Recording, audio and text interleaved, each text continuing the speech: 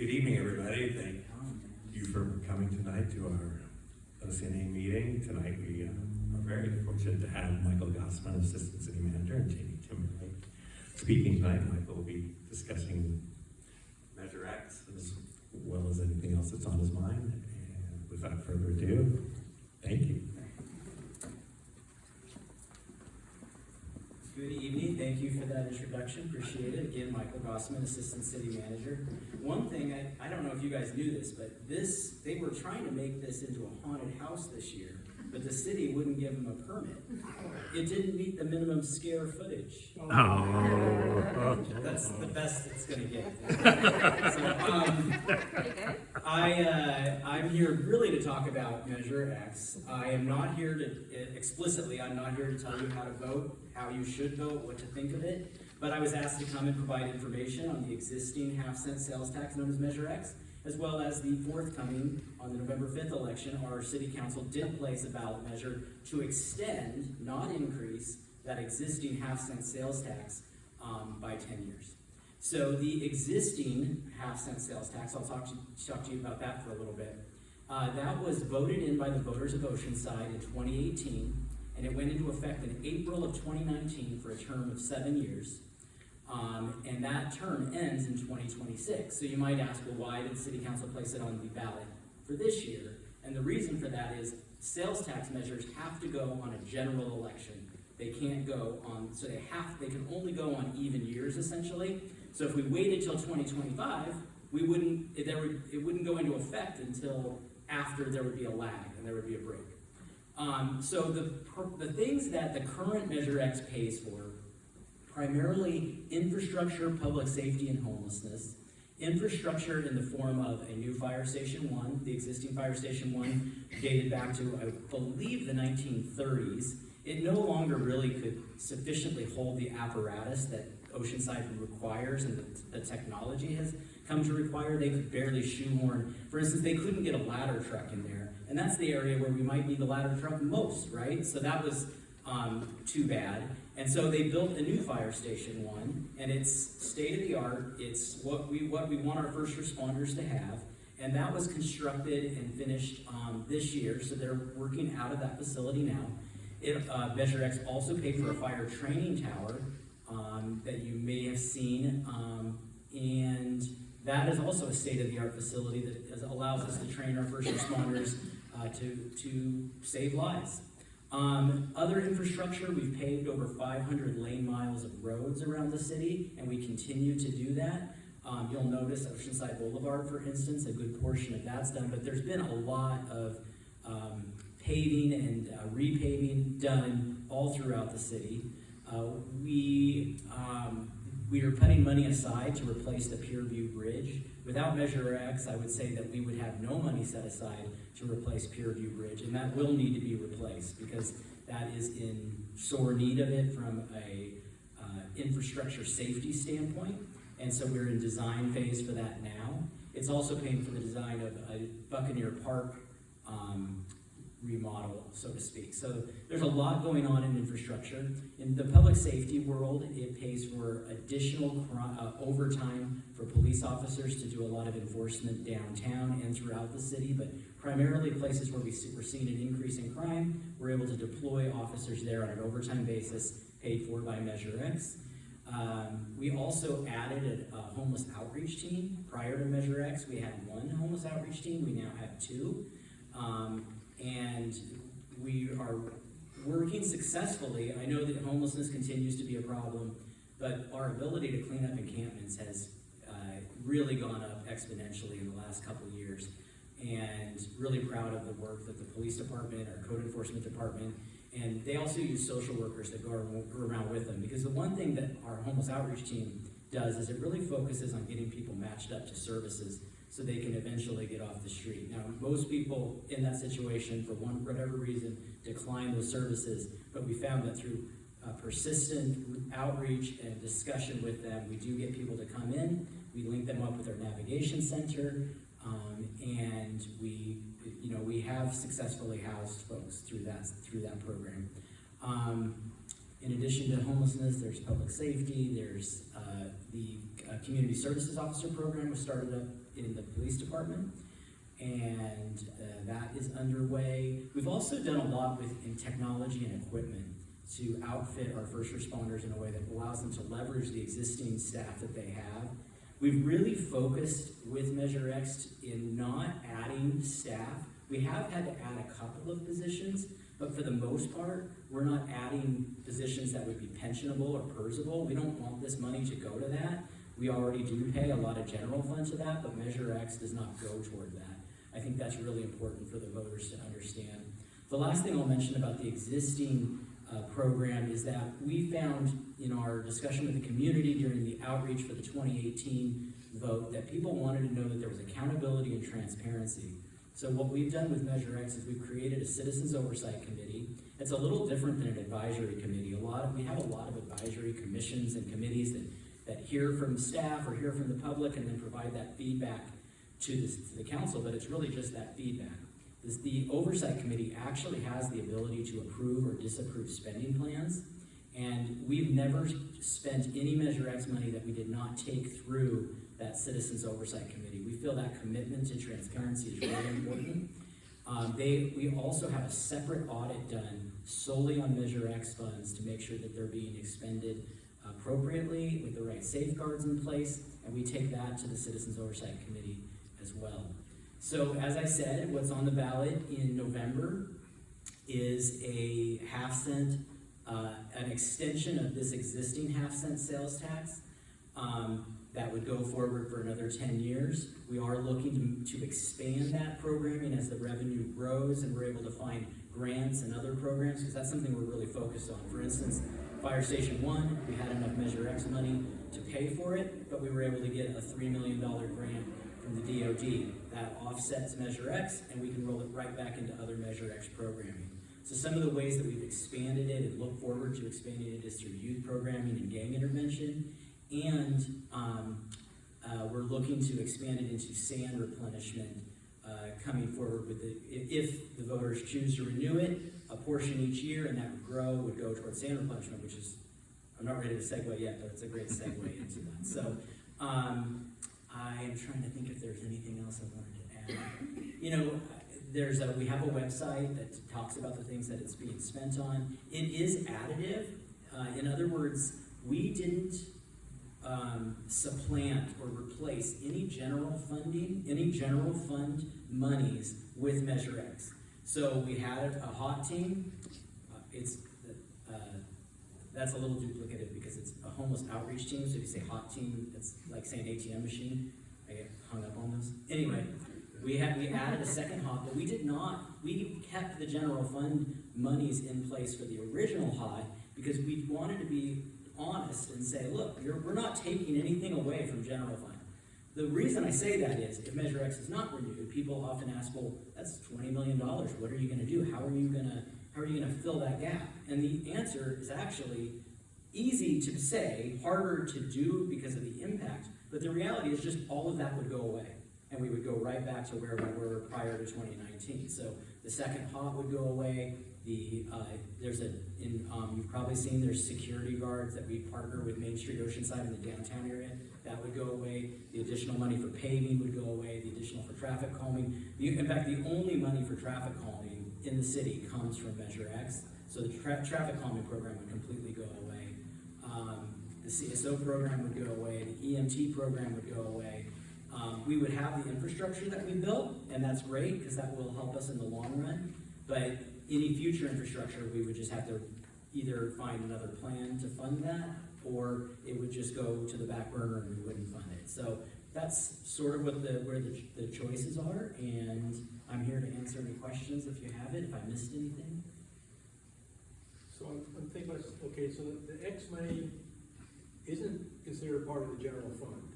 It is considered part of the general fund, but because it's a general fund sales tax, but we account for it separately in its own sub-fund, sub-ledger to the general fund, so that we can track that discreetly, so we know exactly what comes in and what goes out.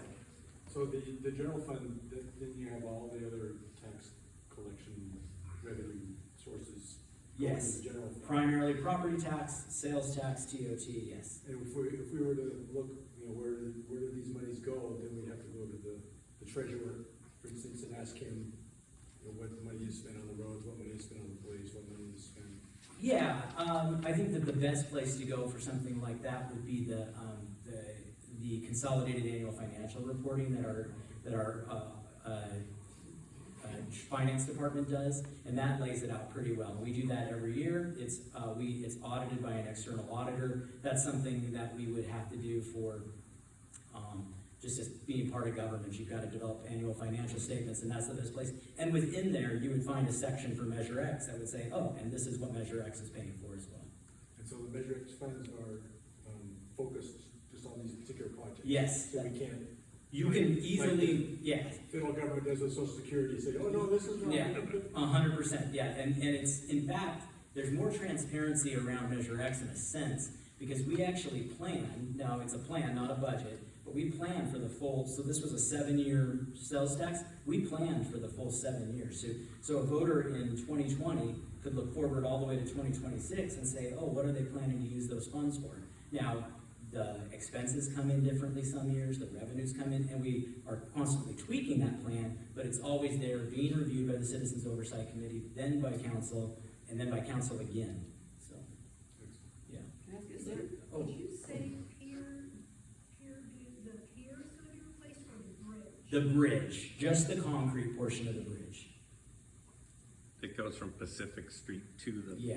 front of the pier. Yeah, and a lot of people may not know this, but there's the lifeguard headquarters is in the base of that, and it's in sore need of replacement. You go in there, you're like, it's literally falling in on them. So that we would still keep them there. It would move around a little bit, but it would keep the overall look and aesthetic of the existing Pierview Bridge. But it would be built to 21st century standards for seismic and fire and all that. So, and you had a question? yeah, is there a specific proportion of the funds that goes to sand?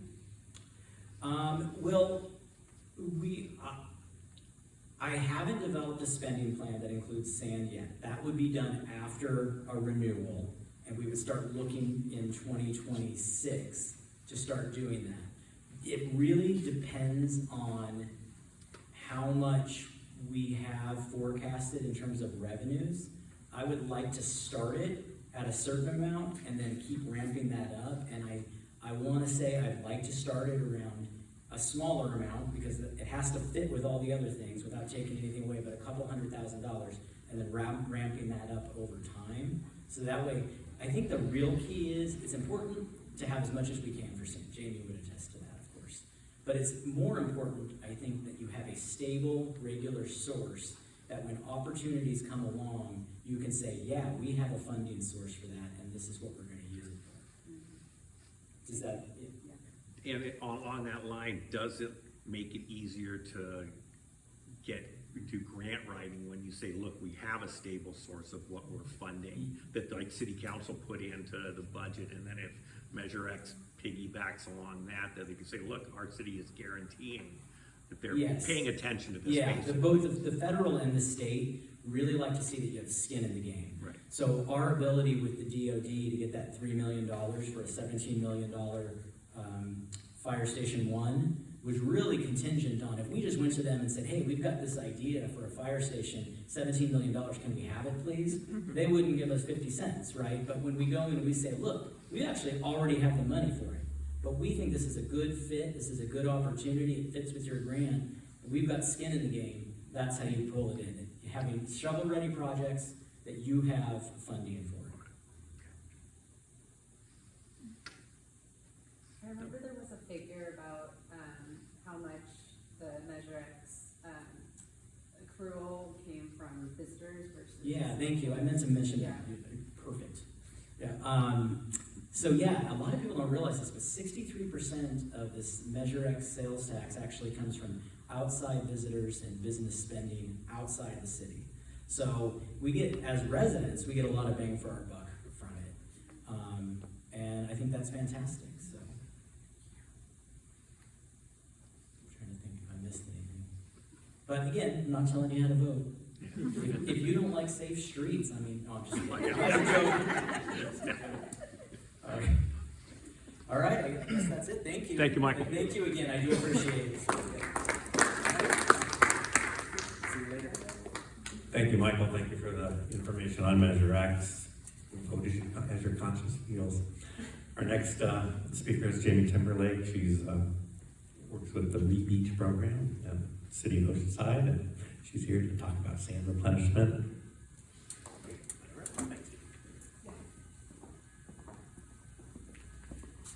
Hello, I'm Jayme Timberlake. I'm the Coastal Zone Administrator for the city. And some of you may have seen me here before. I think I did a presentation maybe a year ago here. So this is kind of an update on what we're doing with Beach Oceanside, which is one part of kind of all of the coastal management tactics that we're getting into these days.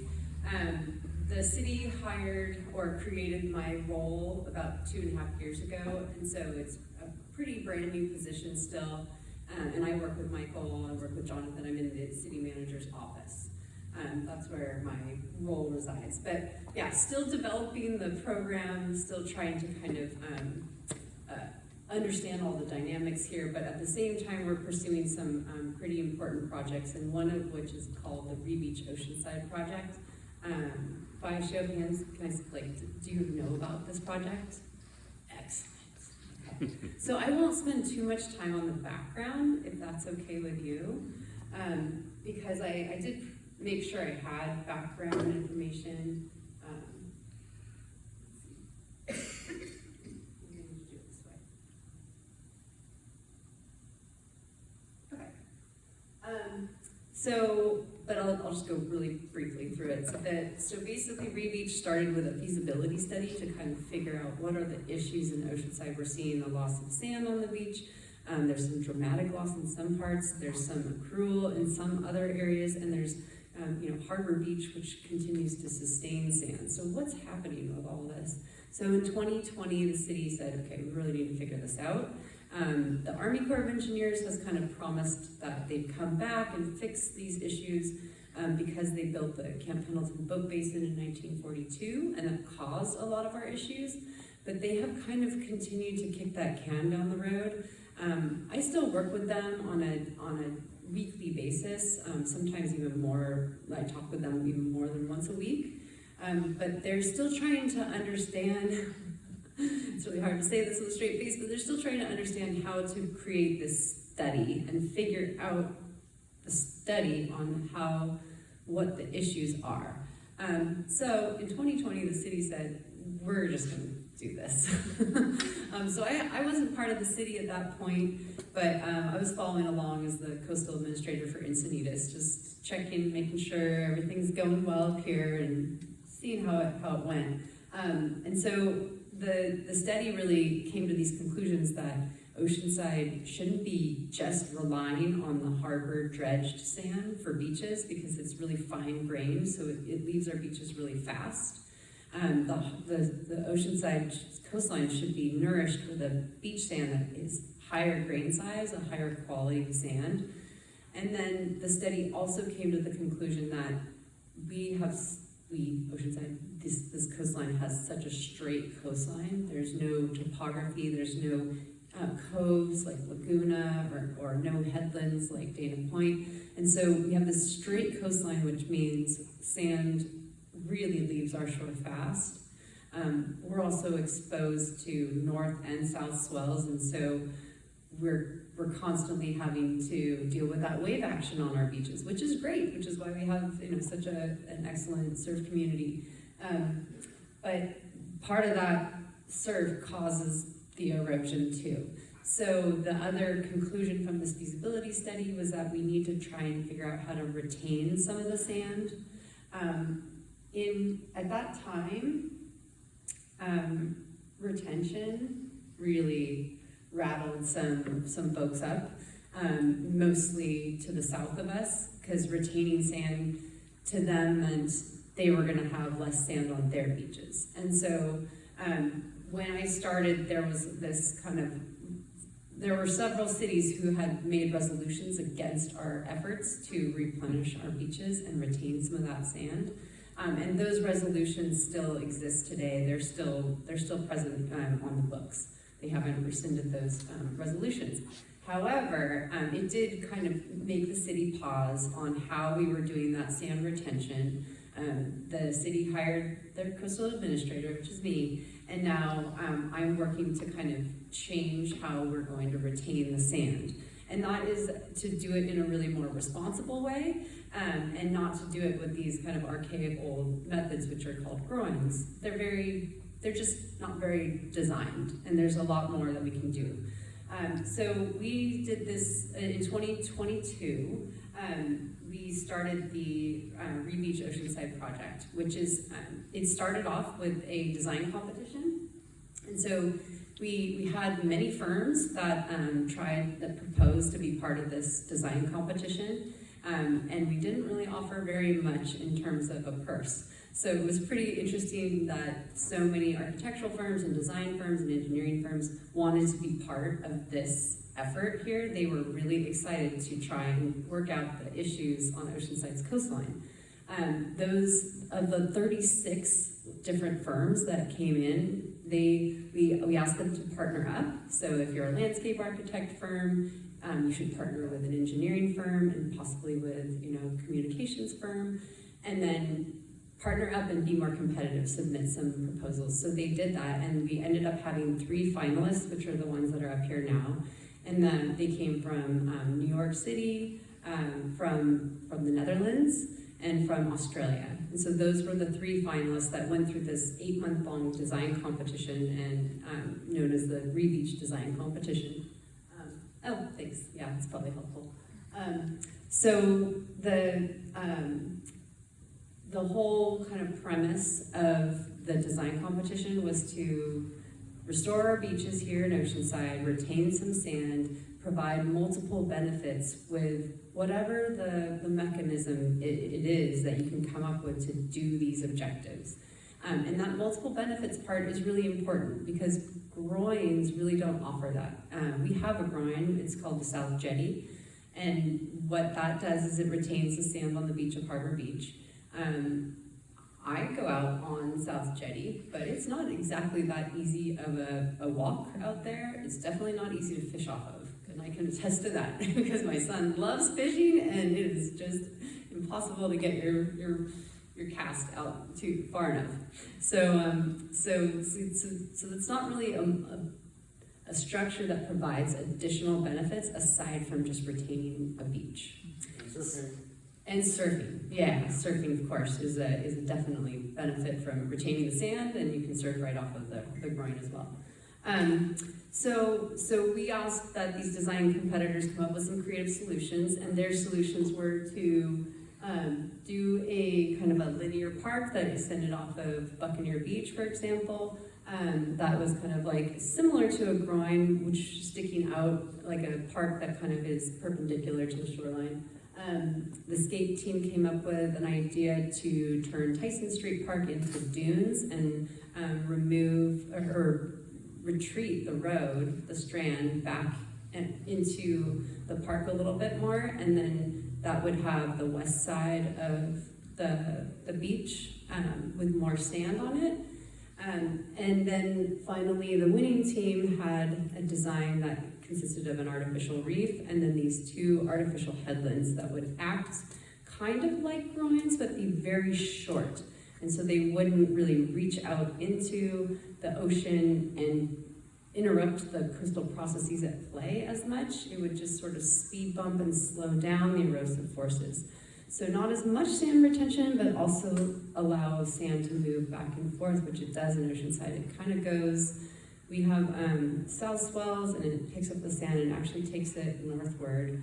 And we have northwest swells, and it takes it to the south.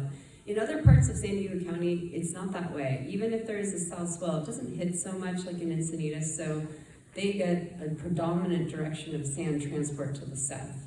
But with Oceanside kind of being different orientation, we have sediment that goes both ways. So this design really resonated with folks.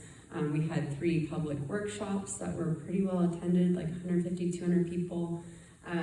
Each of the competitive teams came to the workshops. It flew in from the Netherlands, flew in from Australia, and then did their presentations to everyone. And the public interface was awesome because it really did change how the designs were. If some of you were at the first couple of hearings, there were some odd designs that were proposed. And so the design teams were really listening to the public. I'm pretty proud about the public workshops because they were just excellent. And then we also did something that was pretty creative, which is have a jury, which would be kind of the advisory panel throughout the competition. So the jury we invited folks to apply who were coastal experts or local local advocates or leaders. And then folks applied to us, and then the city team got together and kind of, decided who was a best fit and how we could meet all of the different objectives of the project through this jury, and make sure we kind of had every type of expertise in-house. So the jury is still active sometimes. It was about 15 voting and non-voting members, and the non-voting members were just either agency folks or really close to the project, and so we kind of had to have them be non-voting. And the jury selected the winning design in the end. We took that winning design to council in January 2024, so just earlier this year, and then the council voted 5-0 to move forward with the winning design that the jury had selected. So the design to date is a concept design still, so we're still not in that full final design period yet, but it is a reef offshore, a pretty large reef. We don't know exactly the dimensions of it, but it's probably going to be about 800 feet by 400 feet. It will reside in 20 to 40 feet of water, so it will be submerged. At this point, that's what we're expecting and hoping for the design to be a submerged reef. And so the waves will still be able to overtop the reef. It won't be like a breakwater, but it will be something that subdues the wave action right in that location where the reef is. And what that will do is allow sand to shoal around the reef and then create more of a sandbar inside of the reef and on the north and south sides of the reef. And so that will just help gather more sand. So when we have these sandbars and they're stable, it actually kind of helps even create more sand retention on the sandbars. The designed reef will also be accompanied by 2 headlands. And so the headlands will reside on the north and south side of the reef. And the headlands will be about 150 to 200 feet out, probably 150 with a tow revetment that we can adjust as needed. Because this is going to be an adaptive project. We're going to have to see how it goes somewhat because it is innovative. Those headlands will be parks, and we haven't really determined what we're going to be doing on those parks yet. If it's going to be like exercise space or just a viewing space or a gazebo or who knows. We're going to bring that out to the community to try and figure out what the amenities could be on these parks. And then the most important part of this is we're bringing sand in, not just expecting that the sand that's flowing through the system is going to get trapped on our beaches. We're going to bring in 900,000 cubic yards of sand. So that's all part of this whole Re-Beach pilot project. Did you have a question? Oh, yeah, go ahead. Where do you propose the headlands will be placed? So that's a great question. We haven't decided the siting yet. So it's actually where we are right now. We're trying to decide where the pilot project is going to go. Some folks ask, why can't we just do many of these across all of Oceanside? And the answer is we just don't want to do that yet because we don't know how they're going to behave. The state also agrees with us on that. But we definitely don't want to put something in that doesn't work well and then duplicate it many, many times over. So, but the siding is key to what we're talking about tonight. So I'll get there in just like 2 more slides, 2 or 3. So back to the sand. The sand, we are looking offshore to find that regular sand source. Michael's put me to the test on that one. But we're looking offshore of our own coast. When the regional beach sand projects come through from Sandag, they look at getting the sand off of Mission Beach. They have gotten the sand before off of Del Mar. They used to get the sand off of Cardiff, but that sand supply source is no longer viable. It's already used up. So we're looking directly off our coast in the depth of closure, so beyond the space that would actually influence how the sand comes back to our beach, so beyond that, way in a deeper depth. But using a local sand source will help us to be more cost effective with our sand management project. We'll be able to be competitive with the dredgers that we need to come to us to bid on the project and not rely on like one dredge that usually is on the East Coast that has to come around Cape Horn and come over here for $4 million. It gets very expensive, so we're trying to be more cost effective with it, and also it's, you know, really it's a big project to get sand from offshore and bring it onshore. So we do want to find something that's more efficient. Yeah. So what happened to all the sand? Does anybody ever figure it out? Yeah. When I was a teenager, I mean, it was like 200 yards wide. Yeah. It's a pretty unfortunate story, but essentially the harbor being built, the boat basin, followed by the harbor, followed by the levees in the San Luis River, those all yielded millions and millions and millions of cubic yards of sand, like on the orders of 6 to 10 million cubic yards of sand, all of which needed to be disposed of, and so it was all placed on oceanside beaches. And that's kind of put us out of equilibrium for many decades. And so basically it wasn't naturally that way. So back in the 30s or 20s or something, there wasn't that much beach. Exactly. Yep. So, but now, you know, it is what it is, and that's why it's really great that Oceanside is starting to recognize the need to do more proactive coastal management. Because we can solve these things. We do have the tools to do it. It's just a matter of finding the sand source, you know, being efficient with it, retaining some of it, and making sure we do this consistently. Because we have affected it. So we have affected our coastline by building on it to the extent that we have. So that is basically what happened. But so yeah. What's wrong with the sand in the river? The sand in the river. The San Luis River, could that be dredged? So in San Luis River is an Army Corps of Engineers flood control restoration project. They're working on it. That whole project. It's gonna last 40 years, 50 years, 60 years. Environmentalists don't want you to take it. The city is trying to do our own effort on the west side of Pacific Street Bridge. We're trying to remove that old road bed, which there used to be a road that connected South Jetty to North Coast Village area. And so now we're trying to get rid of all that remnant road-based material because it does block some of the natural processes at play. There's still a lot of sediment impounded in the river, and that's basically from the levees and just from vegetation growth and an inability to maintain the river system. So another alteration,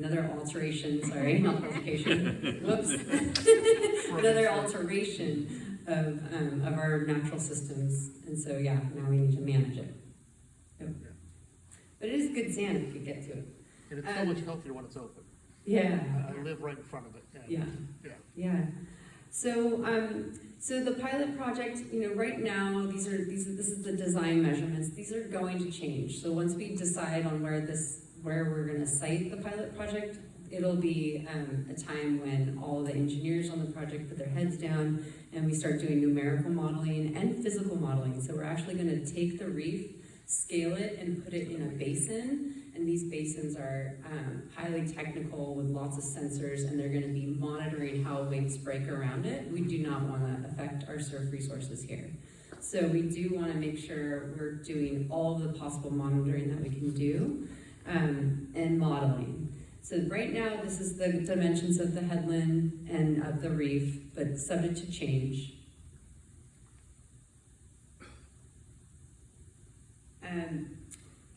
I just had to put this one in here because the reef is, the artificial reef that we have proposed here is modeled after a reef that was created, an artificial reef that was created on the Gold Coast. So it's the same company that won the competition already did this. So many times they would say, we don't think this is a pilot project. We've already done this and we've proved it successful. And so on the Gold Coast of Australia, right in Palm Beach, they've done an artificial reef. And the headlands are not headlands, they're groins, but they're short, stubby groins. And they've done similarly beach nourishment and nearshore nourishment to supplement their reef. I'm a surfer, so, and my two boys here are surfers, so we all went to Australia to check it out. And it was really awesome. So the reef actually works kind of like Seaside Reef in Cardiff, where the waves, they hit the reef and they kind of break out into deeper water, but you can surf like right off of the reef. And then on the inside, it gets really fun and punchy, and my two boys are bodyboarders, so, getting little barrels, and it's really a great setup there.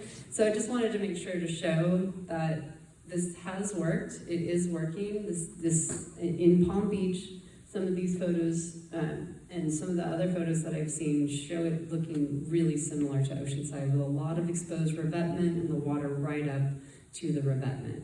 And so now they have these wide beaches. It's been in the ground for 5 years. And so all the performance of the reef has been amazing. And they're doing all the maintenance that we expect to be doing too, which is re-nourish the beach if it's needed, knock down the reef if it's needed, monitor the structure, monitor the sand, monitor the dunes. They also created dunes, which are really good when you have infrastructure built way out to the water's edge, because they're just natural sources of retaining sand, and they're really easy to rebuild. So onto the siting. So we've looked at 3 segments of where this can go in Oceanside. So it's either going to go in segment 1, 2, or 3.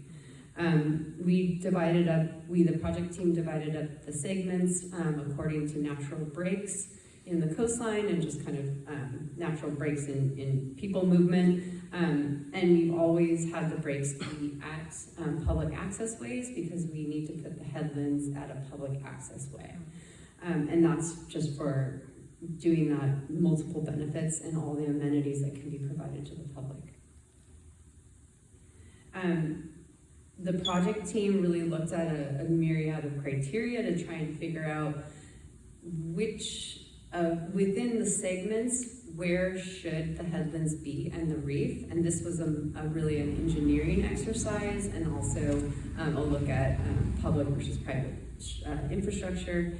And so we have determined the recommended layouts per segment. So in segment 1, the recommended layout is to have it at Tyson Street and Wisconsin Street, with the headlands on both of those access ways. And then a reef would sit in between Tyson Street and Wisconsin Street offshore. So that's the segment 1 proposed layout. In segment 2, it would connect again to Wisconsin Street, but then the headland would be extended down to Oceanside Boulevard. And so, it's hard to picture, but try and picture like a headland or a park coming off of Oceanside Boulevard that extends further out than where it extends already. And then those amenities, on that park. Same thing with Wisconsin. And then in segment 3, it would go South Buccaneer, so extend off the beach of South Buccaneer, and then the furthest headland south would be Cassidy Street. We didn't want to split Buccaneer Beach, and there's a really good reason why we shouldn't be doing a lot of nourishment right at Buccaneer Beach, just across the entire beach, and that's because it's bifurcated by Lamal's Creek. Yeah. So when the creek flows out, that's taking all of your effort away.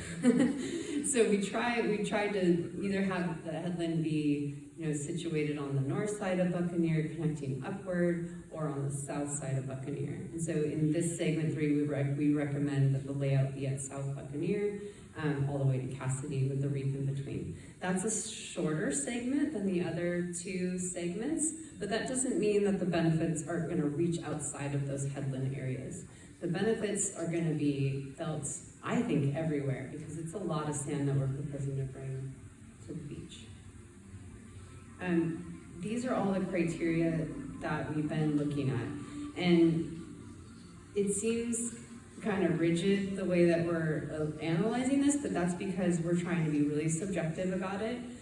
So we've taken all the criteria that we need to analyze in order to determine the best location for the pilot project, and we have scored them per segment. So using that recommended layout, we've taken all these criteria and scored them for each of the different segments, and then we have one segment coming out higher in score than the others. And this is going to be discussed at the council meeting on November 20th.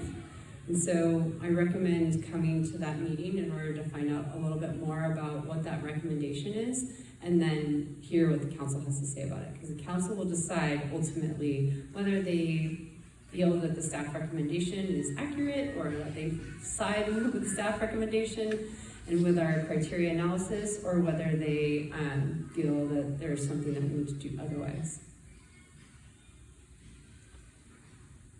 And so, next steps are this siting analysis. See if I got the right date. Okay, I didn't have the date up there.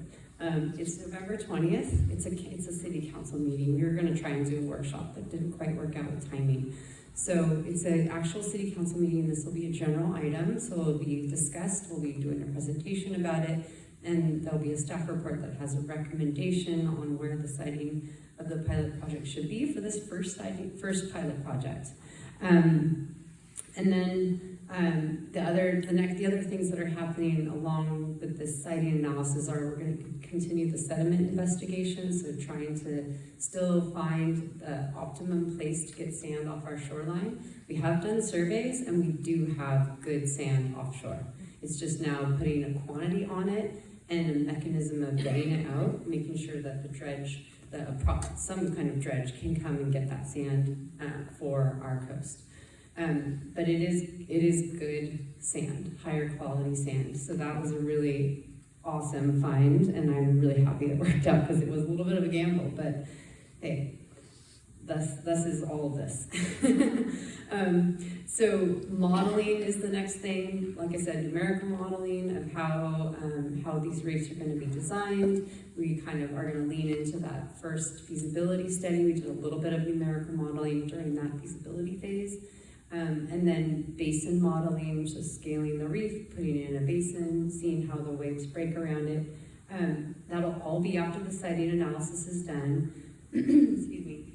And then we're starting our baseline monitoring program. So tomorrow at council, I'll be bringing forward a resolution that allows us to request funds from the Coastal Commission.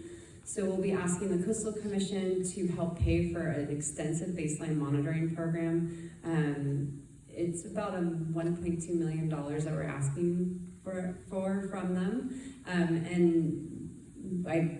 We feel that it's necessary to have a really extensive baseline condition assessment so that we can compare the pilot project to our baseline conditions and make sure that we understand how it's interacting and how it's going to affect the shoreline.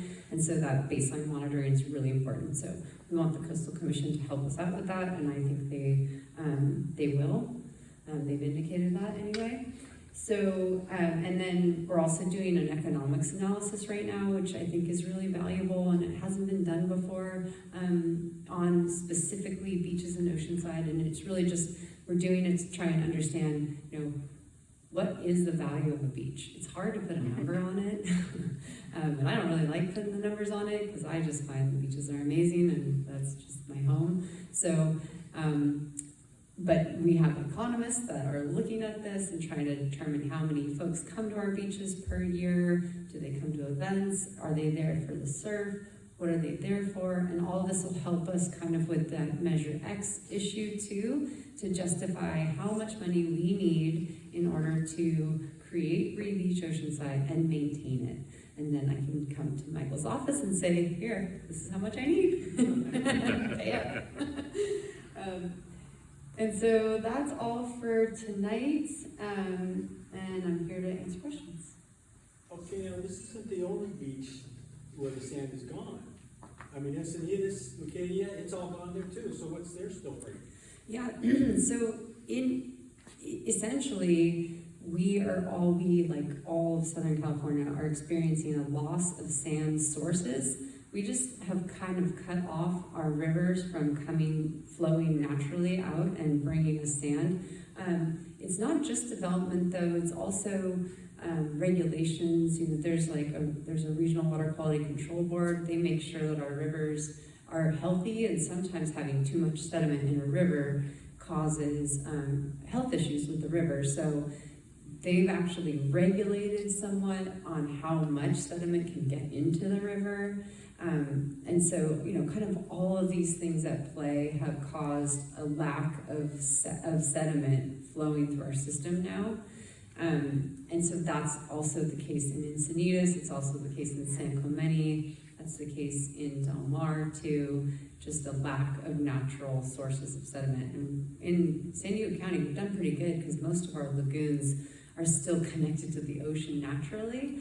But you're gonna see a number of dredging projects to the south of us over the next the next year, actually. 2 lagoons are gonna get dredged because the sand comes into those lagoons, and where there's no waves, the sand in suspension, it settles out in the lagoon, and then it starts to fill up the lagoon.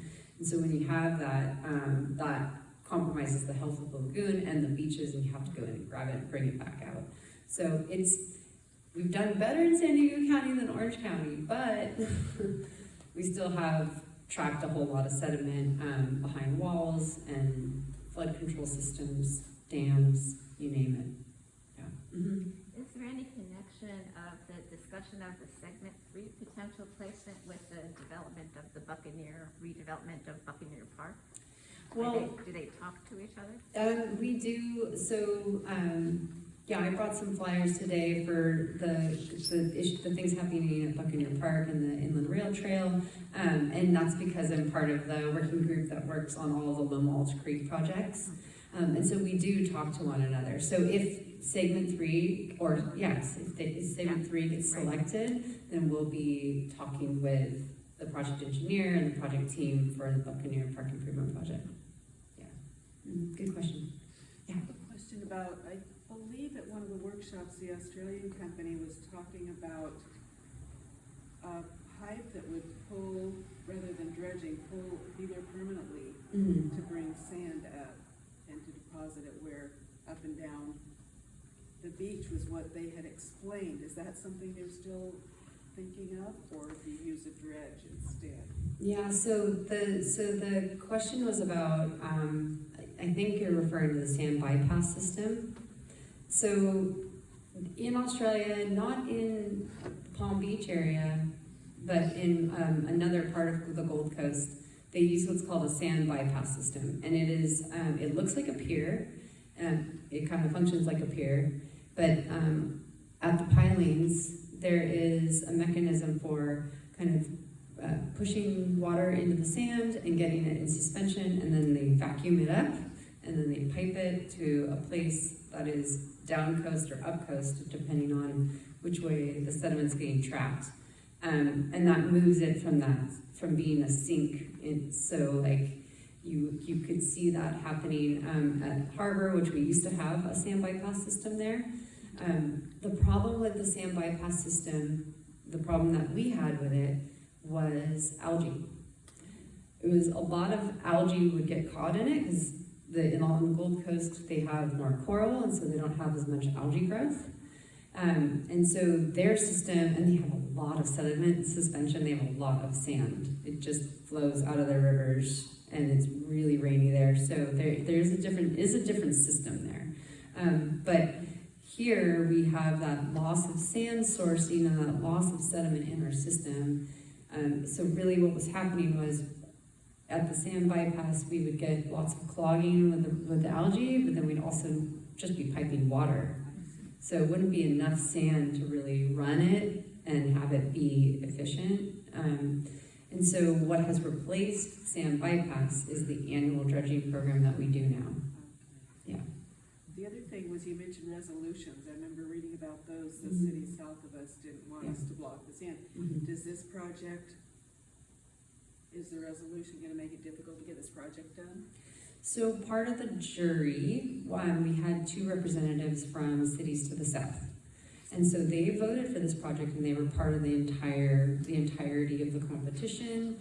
And so they understand that the dynamics of it. They understand that there's also a lot of nuance to how sediment flows, and that's something that is really on the cusp. But we're understanding this a lot better now. And so they were part of all those discussions that we had. But they've been informed and we've kept up with them, and we've been talking with Carlsbad specifically quite a bit, and just letting them know that this is a pilot effort, and here's how we're going to do it. It's different than a groin, and you're going to come along with us for this ride, and we'll be monitoring it, just like the Coastal Commission also wants us to do. So I don't expect those resolutions to come back. Yeah. Have you noticed how the sand has increased between Tyson and now is that because the river's flowing all the time, or? So this is like one part of my role. The other part is to help with the Army Corps mitigation study, which is that long-term study that may one day be completed, and then also with the harbor dredging. So this year we tried something different, and I had the dredging company really focus on getting it further south, and so we were able to place 150,000 cubic yards of sand south of the pier. The primary placement area for that project is actually between Tyson Street and Surfrider. But because we have it placed at a time when we're picking up south swells and it's starting, the sediment transport starting to go to the north, the further south we get it, the better. But like I said, it is their project, and it is their primary placement area and their contract. So the city can only steer it so much, but we did manage to get them to do what we wanted a little bit more this year. Have you shown these economists that there are people out at the beach at 600 block, which we haven't seen in 20 years, since they piped it all the way down to Junior Seau's house when it was down there that year, back in 2005.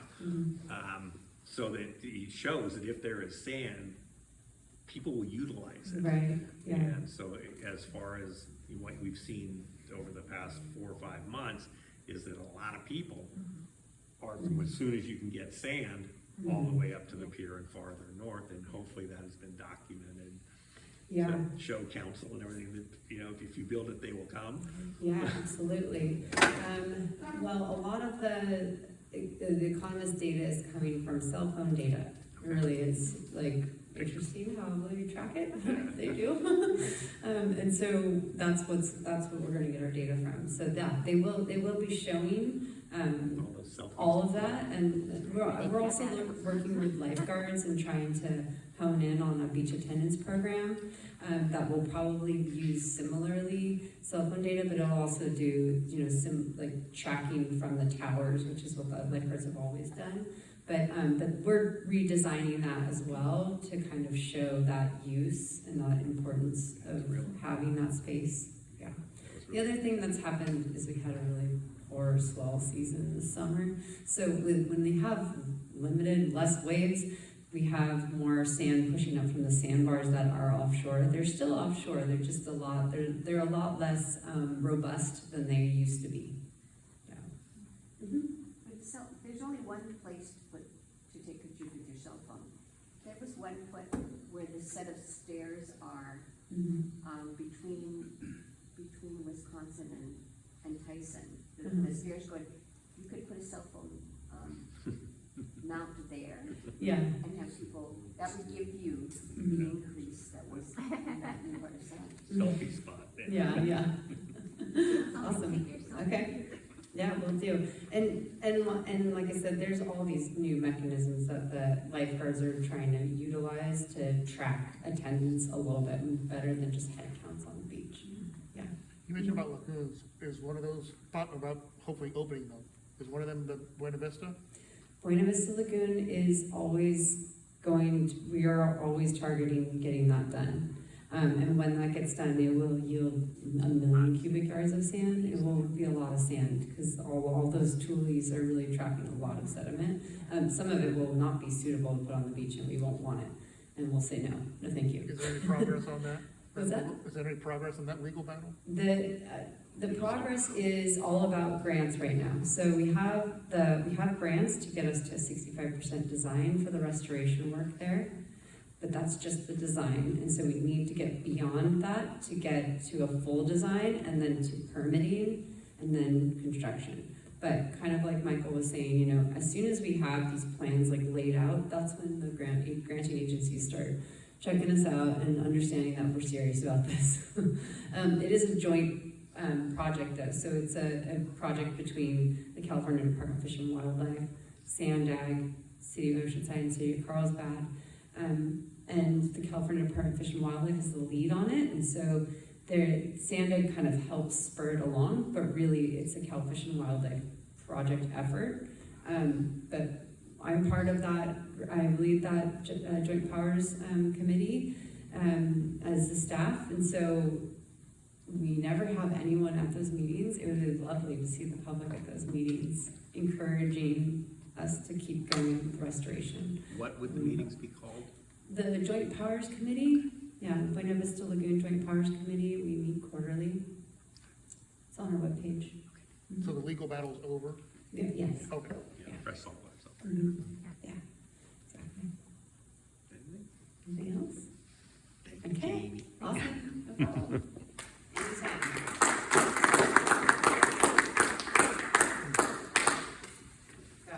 I thought it'd be cold, but it's not a heater. Thank you, Jayme, and thank you, Mike, and thank you all for showing up. I hope you learned something from our wonderful speakers, and please come see us next month. We'll have a meeting, I don't know the exact date, probably around the 3rd Tuesday of the month. Kurt, do you have anything? Jayme, did you get a chance to pass out those handouts? I did.